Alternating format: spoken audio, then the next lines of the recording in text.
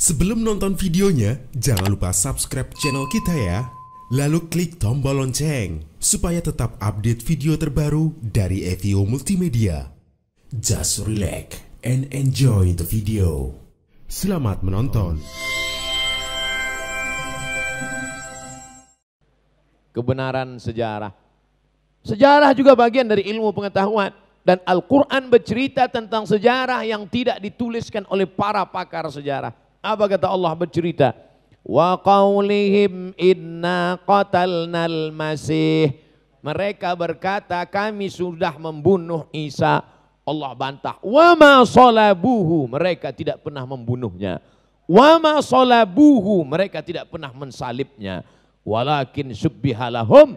Tapi ada orang lain yang diserupakan wajahnya mirip dengan dia. Innal ladzina ikhtalafu fih. Mereka yang berselisih pendapat tentang ini. Yang satu mengatakan Isa, yang satu mengatakan bukan. Lafi syakkim, mereka syak, ragu tentang ini. Ragu. Nah, begitu juga dengan kameramen yang ragu mau mengupload ini, potong nanti. Saya ragu nih, jangan-jangan Ustaz dilaporkan sekali lagi nanti gitu deh. Islam juga bercerita tentang sejarah. Sejarah patung. Nah, ini bisa dilihat dalam Islam. Apa kata Allah SWT? Iyad'una min dunihi illa inatha. Mereka yang menyembah patung dan berhala, iyad'una illa syaitanan marida. Sesungguhnya yang mereka sembah itu adalah setan. Orang yang menyembah berhala, sesungguhnya dia menyembah setan. Surat An-Nisa ayat 117. Ustaz kok ngomong setan itu kuat? Orang setan aja kuat menggoda saya. Masa saya nggak boleh kuat nyebut dia? Masa saya mesti takut sama setan? Sesungguhnya mereka menyembah setan. Kata setan, ente serius mau musuhan sama saya? Kata. Ada jelas. Ma'akulli sonamin, ini tafsirnya. Saya ambil dari tafsir Al-Quranil Azim. Nama penulisnya Imam Abul Fida Ismail Ibnu Katsir. Nama cetakannya Dartibah. Cetakan kedua tahun 1999. Juz 2 halaman 414. Oh, lengkap. Siapa bilang ceramah saya enggak ilmiah? Cuman di atas pentas kan saya enggak bisa gini. Di mana saya bisa menunjukkan dalil-dalil? Di UII. Makanya undang saya ke kampus.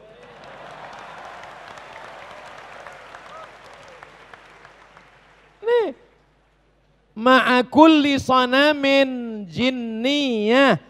Setiap berhala itu ada satu jin penunggunya. Tuh tempat. Jelas.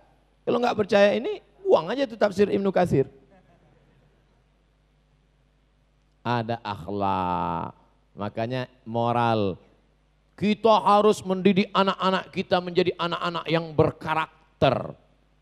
Pulang dari seminar, bapaknya pulang ke rumah ngasih tahu ke istrinya, "Bu, anak kita mesti berkarakter." Si ibu pun ngasih tahu ke anaknya, "Nak, kamu mesti anak yang berkarakter."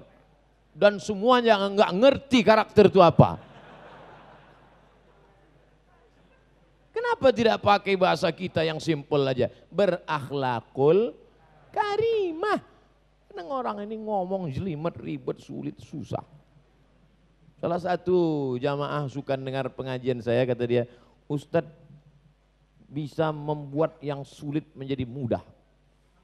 Satu sisi menghibur saya, tapi di sisi lain orang katakan, ceramah dia itu terlalu mudah. Ilmunya enggak hebat banget.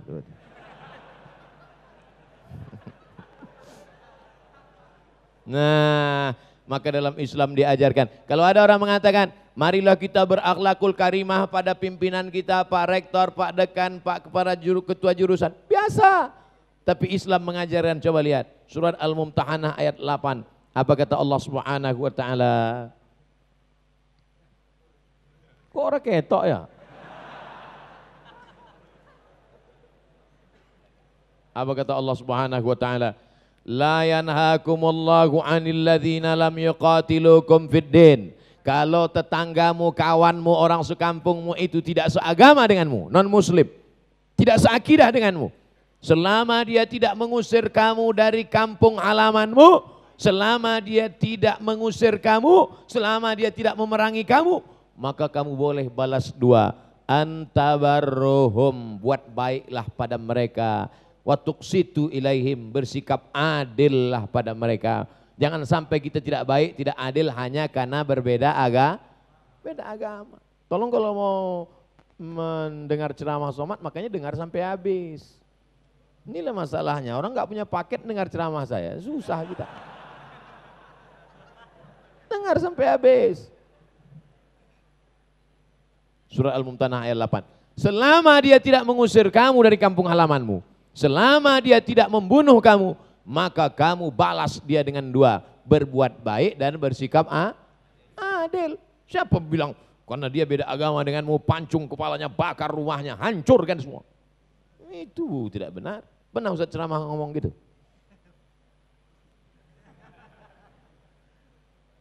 Selanjutnya validitas data. Misalnya ada anak mahasiswa UII, nulis makalah, tesis, disertasi, skripsi. Dengar baik-baik.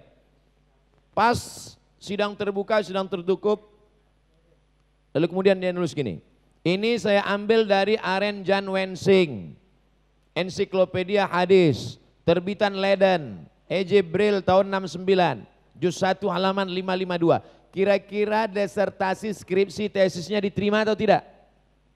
Diterima. Cukup menyebutkan judul, halaman, tahun, diterima. Tapi dalam hadis, saya mau bercerita tentang bagaimana dalam literatur Islam validitas data keilmuan. Dalam Islam, nah itu contohnya saya buat, sebelah kanan. Hadis ini dari siapa? Dari Nabi SAW. Man kharaja fi talabil ilmi, siapa yang keluar rumah untuk menuntut ilmu, fahuwa fi sabilillah, maka dia sama seperti orang berjihad di jalan Allah. Apa mungkin kita ketemu dengan Nabi? Tidak. Lalu dapat hadis ini dari siapa? Dari Imam Tirmizi. Ini saya ambil dari Imam Tirmizi. Imam Tirmizi yang paling bawah. Imam Tirmizi meninggal 279. Artinya 2 abad setengah setelah meninggal Nabi Muhammad SAW. Mungkinkah orang 2 abad setengah setelah meninggal ketemu dengan Nabi? Mungkin, mimpi. Tapi dalam ilmu hadis ini harus ada mu'asarah. Mu'asarah, hidup sezaman. Wal liqa, harus bertemu. Di situ beda Sahih Bukhari dengan Sahih Muslim. Syarat Bukhari 2, mesti antara periwayat itu pernah sezaman dan bertemu. Kalau Imam Muslim agak longgar sedikit. Tidak mesti bertemu, pernah sezaman saja cukup. Saya sezaman dengan Ustadz Somad. Sezaman kamu dengan dia, sama-sama hidup 2019. Pernah ketemu sama dia? Hampir datang ke kampus kami tapi nggak jadi.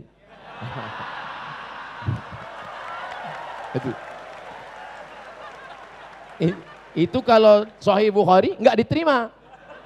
Tapi kalau Sahih Muslim diterima.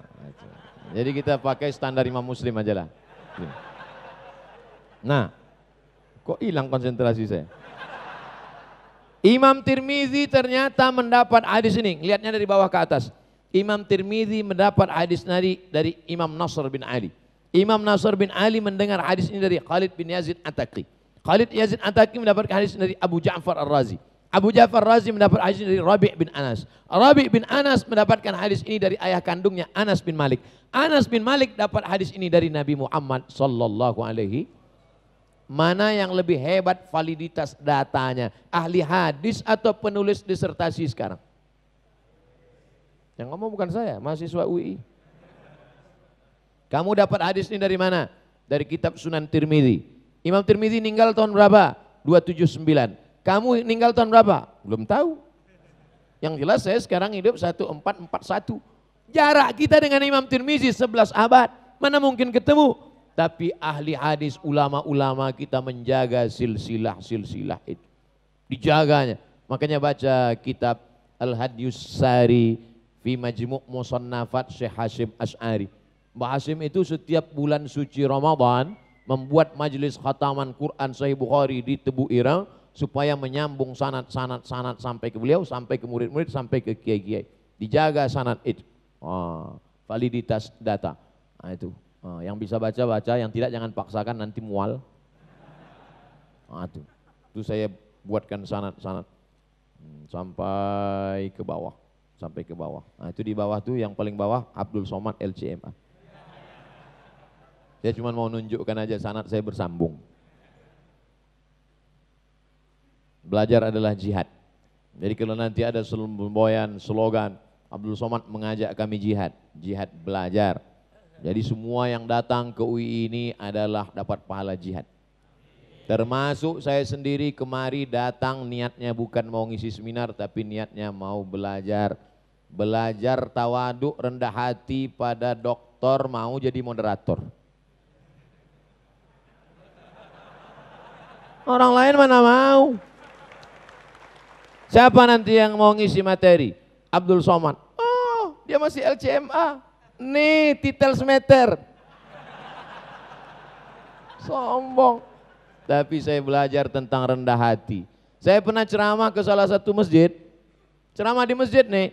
Saya tanya, Pak, ketua masjid yang lama mana? Gak mau datang lagi. Malu, post power syndrome. Mantan ketua masjid nggak mau datang. Tempat kita, Pak Rektor mengajarkan bagaimana kerendahan hati, mau datang bersama kita. Saya niat datang kemari, niat belajar. Maka nanti di akhirat kita sama-sama dapat pahala jihad. Ini enggak, datang petantang petenteng. Nawaitu ngisi seminar lillahi ta'ala. Iya kalau jadi, kalau enggak,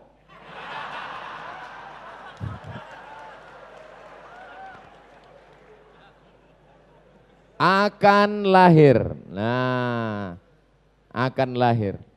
Siapa yang akan lahir? Akan lahir Ibnu Haitham, pakar optik. Akan berlahir logaritma, Khawarizmi. Karena payah mereka menyebut Khawarizmi, logaritma. Averroes, Ibnu Rushd. Avicenna, Ibnu Sina. Al-Farabi, the second teacher. Kalau dia second teacher, first teachernya siapa? Aristoteles. Yang bisa mentafsirkan kalimat Aristoteles setelah ratusan tahun, Al-Farabi. Dan lain-lain. Akan hadir generasi mereka ini. Tapi syaratnya integrated kurikulum. Harus ada integrasi kurikulum. Salah satu tujuan didirikannya Universitas Islam Indonesia mengintegrasikan kurikulum ini. Insya Allah, amin. Maka ada saintis, ada dokter yang sangat hebat dalam ilmu pengobatan, tapi enggak pernah sholat. Ada yang sangat rajin sholat, tapi enggak tahu kedokteran. Dua-duanya sama-sama rugi, walaupun yang satu agak untung dikit. Tapi yang paling untung adalah dokter yang rajin beribadah, membaca Quran, mengeksplorasi ayat, menemukan sesuatu yang tak ditemukan orang. Karena Allah berikan dia ilham di samping ilmu pengetahuannya. Ada namanya ilmu, ada namanya ma'rifah. Sama-sama pengetahuan. Tapi ulama tasawuf itu selalu disebut dengan al-arif, bukan al-alim. Apa beda orang alim dengan arif? Alim tahu karena berdasarkan indikasi. Nampaknya Ustaz Somad sekarang sedang di Yogyakarta. Dari mana kamu tahu? Dari update statusnya. Dari mana kamu tahu? Saya lihat sendalnya di depan. Hanya indikasi.